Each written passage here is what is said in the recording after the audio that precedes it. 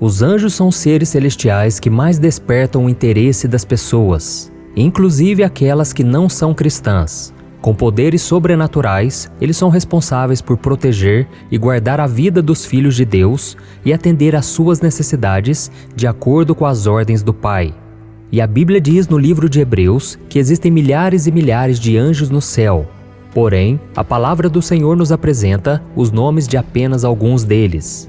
3 desses nomes são de conhecimento da maioria das pessoas que estudam as Escrituras, mas o 4º nome quase ninguém ouviu falar. E é sobre esses 4 seres que nós vamos falar no vídeo de hoje, ok? Mas antes, eu preciso deixar algo muito claro. Os anjos não são espíritos de pessoas que morreram. A afirmação de que as pessoas boas que morrem aqui na Terra se transformam em anjos de Deus é falsa. A Bíblia é muito clara ao afirmar que nós, seres humanos, e os anjos não fazemos parte da mesma classe de criaturas do Senhor. Leia comigo o que está escrito no Salmo 8. Quem é o homem para que com ele te importes? E o filho do homem para que com ele te preocupes? Tu o fizeste um pouco menor do que os seres celestiais e o coroaste de glória e de honra. Tu o fizeste dominar sobre as obras das tuas mãos, sob os seus pés tudo puseste. Todos os rebanhos e manadas, e até os animais selvagens, as aves do céu, os peixes do mar e tudo que percorre as veredas dos mares. E outra coisa que eu quero que você saiba é que entre os seres celestiais que nós vamos estudar aqui, estão também os anjos caídos que foram expulsos do céu e lançados à terra. E o primeiro anjo que a Bíblia menciona o nome é Satanás. De acordo com o capítulo 1 do livro de Gênesis, no 2º dia da criação, depois de já ter feito o dia e a noite, Deus criou o céu. Alguns estudiosos dizem que nesse mesmo dia foram criados os anjos, e entre eles havia um que impressionava por sua beleza e seu poder. Esse querubim é chamado por muitas pessoas de Lúcifer. Apesar de não encontrarmos esse nome nas Escrituras Sagradas, o seu significado é anjo de luz ou estrela da manhã. A história da queda de Satanás é contada em 2 capítulos do Antigo Testamento, em Ezequiel capítulo 28 e Isaías capítulo 14. Ele era um anjo poderoso e cheio de sabedoria e talvez tenha sido o ser mais belo e esplêndido criado por Deus.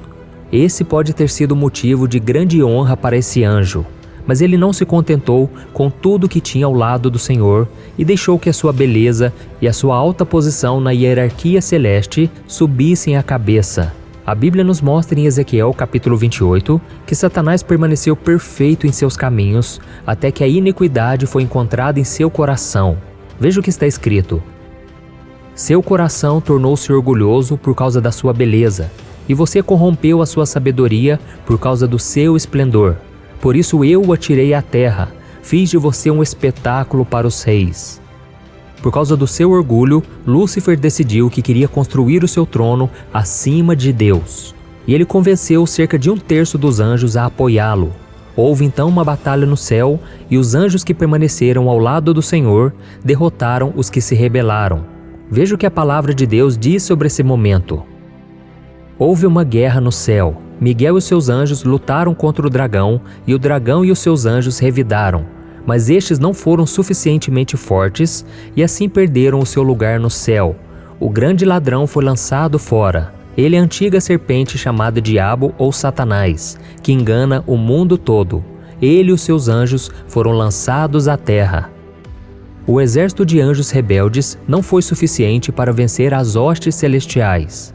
Os perdedores foram enviados para a terra, daí o termo anjos caídos. E no final dos tempos eles serão lançados no lago de fogo e enxofre por toda a eternidade. E não satisfeito com a derrota, Satanás decidiu destruir a raça humana, a mais perfeita criação de Deus. Então nós lemos no livro de Gênesis que ele se disfarçou de serpente, foi até o jardim do Éden e convenceu Adão e Eva a comerem do fruto da árvore do conhecimento, que havia sido proibido por Deus. Assim o pecado entrou no mundo e o casal perdeu a intimidade com o Criador e foi expulso do paraíso. E hoje, assim como no passado, Satanás faz tudo o que está ao seu alcance para trazer condenação aos seres humanos, desviando-os do caminho da salvação que é oferecida através do sacrifício de Jesus. E a Bíblia diz que para enganar os filhos de Deus, ele é capaz até mesmo de se disfarçar em um anjo de luz. Segundo, Miguel. O arcanjo Miguel é um dos mais conhecidos e poderosos anjos de Deus. Ele pertence a uma ordem superior entre os anjos, é um ser celeste que atua como mensageiro em missões especiais. Além disso, ele é um grande guerreiro. O livro de Apocalipse, capítulo 12, nos mostra que foi ele quem liderou o exército de anjos no céu contra Satanás. E uma outra passagem que chama bastante atenção está no livro de Judas, que conta que Miguel lutou contra o diabo pelo corpo de Moisés. Perceba que por mais poderoso que fosse, Miguel mostrou sabedoria ao não difamar o inimigo, mas ele deixou que Deus o repreendesse. Vamos ler o que está escrito. Nem mesmo o arcanjo Miguel, quando estava disputando com o diabo acerca do corpo de Moisés, ousou fazer acusação injuriosa contra ele, mas disse: "O Senhor o repreenda." E já no livro de Daniel é relatado que Deus enviou um anjo para entregar uma mensagem ao profeta. Porém, o príncipe da Pérsia, que era um agente de Satanás, tentou impedi-lo. Então, Deus enviou o arcanjo Miguel para ajudá-lo. Veja o que Daniel disse sobre esse acontecimento. Em seguida, a mão de alguém tocou em mim e me pôs sobre as minhas mãos e os meus joelhos vacilantes. E ele disse: "Daniel, você é muito amado. Preste bem atenção ao que eu vou lhe falar. Levante-se, pois eu fui enviado a você."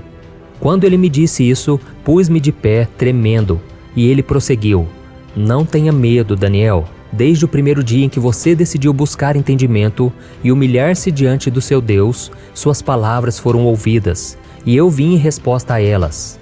Mas o príncipe do reino da Pérsia me resistiu 21 dias. Então Miguel, um dos principais supremos, veio em minha ajuda, pois eu fui impedido de prosseguir ali com os reis da Pérsia. Agora vim explicar-lhe o que acontecerá ao seu povo no futuro, pois a visão se refere a uma época futura." Olha isso, irmãos. Todos esses relatos mostram que Miguel realmente é um ser celestial dos mais poderosos.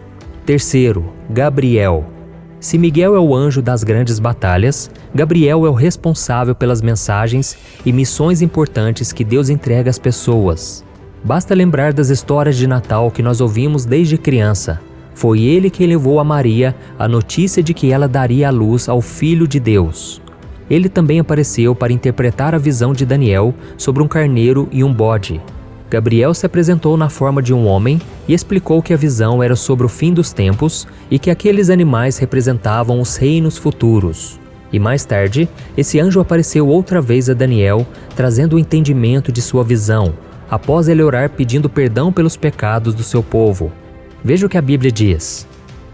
Enquanto eu ainda estava em oração, Gabriel, o homem que eu tinha visto na visão anterior, veio a mim voando rapidamente para onde eu estava, à hora do sacrifício da tarde. Ele me instruiu e me disse: "Daniel, agora vim para dar-lhe percepção e entendimento. Assim que você começou a orar, houve uma resposta, que eu lhe trouxe porque você é muito amado. Por isso, preste atenção à mensagem para entender a visão." E muitos anos depois, o anjo apareceu ao sacerdote Zacarias, quando ele foi oferecer incenso a Deus no templo.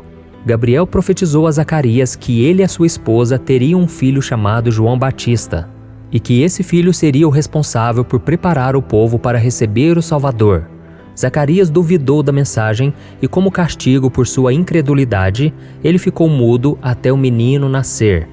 6 meses depois de falar com Zacarias, o anjo Gabriel apareceu a uma jovem chamada Maria e disse que ela ficaria grávida e daria à luz ao Filho de Deus. Maria não entendeu por ser ainda virgem, mas Gabriel explicou que o Espírito Santo viria sobre ela. E agora sim, vamos passar para o último anjo nomeado na Bíblia, que a maioria das pessoas nem sabem que ele existe. O seu nome é Abaddon ou Apolion. Abaddon ou Apolion são os nomes em hebraico e em grego que significa anjo do abismo. Esses nomes fazem referência à destruição e esse anjo é mencionado pelo apóstolo João em Apocalipse capítulo 9 durante o toque da 5ª trombeta. Vamos ver o que a Bíblia diz sobre ele. O 5º anjo tocou a sua trombeta e viu uma estrela que havia caído do céu sobre a terra. A estrela foi dada a chave do poço do abismo. quando ela abriu o abismo, subiu dele fumaça como a de uma gigantesca fornalha. O sol e o céu escureceram com a fumaça que saía do abismo. Da fumaça saíram gafanhotos que vieram sobre a terra e lhes foi dado poder como dos escorpiões da terra. Eles receberam ordem para não causar dano nem à relva da terra, nem a qualquer planta ou árvore, mas apenas àqueles que não tinham o selo de Deus na testa. Não lhes foi dado poder para matá-los, mas sim para causar-lhes tormento durante 5 meses. A agonia que eles sofreram era como a de picada do escorpião. Naqueles dias, os homens procurarão a morte, mas não a encontrarão. Desejarão morrer, mas a morte fugirá deles. Os gafanhotos pareciam cavalos preparados para a batalha. Tinham sobre a cabeça algo como coroas de ouro e o rosto deles parecia rosto humano. Os cabelos deles eram como os de mulheres e os dentes como os de leão. Tinham couraças como couraças de ferro e o som das suas asas era como o barulho de muitos cavalos e carruagens correndo para a batalha. Tinham caudas e ferrões como de escorpiões e na cauda tinham poder para causar tormento aos homens durante 5 meses. Tinham um rei sobre eles, o anjo do abismo, cujo nome em hebraico é Abaddon e em grego Apolion. Lembra do que eu disse no começo desse vídeo, que Lúcifer perdeu uma batalha no céu e foi lançado à terra? Alguns teólogos acreditam que Abaddon ou Apolion seriam ele, o próprio Satanás. Porém, essa teoria é pouco provável, afinal de contas, Lúcifer não foi o único que caiu do céu depois da batalha contra o exército de Deus, não é mesmo? Então, na verdade, esse é mais um anjo caído que se tornou líder de uma hoste demoníaca que governa o abismo. Mas nós devemos sempre lembrar que o controle de tudo está nas mãos de Deus. Amém? É Ele quem determina o tempo de abertura e de fechamento do abismo, do qual Abaddon ou Apolion aparece como governante. Isso significa que, na realidade, Deus é quem detém essa chave, mas de acordo com seus propósitos divinos, no cumprimento dos seus planos, Ele cede essa chave temporariamente ao diabo para atormentar as pessoas que não se renderam a Jesus Cristo durante a grande tribulação. E isso explica porque esse anjo é descrito como o rei do abismo em Apocalipse capítulo 9. E assim como Satanás e os seus outros demônios, Abaddon ou Apolion também será derrotado por Cristo no final dos tempos e passará a eternidade no lago de fogo no inferno, onde haverá choro e ranger de dentes.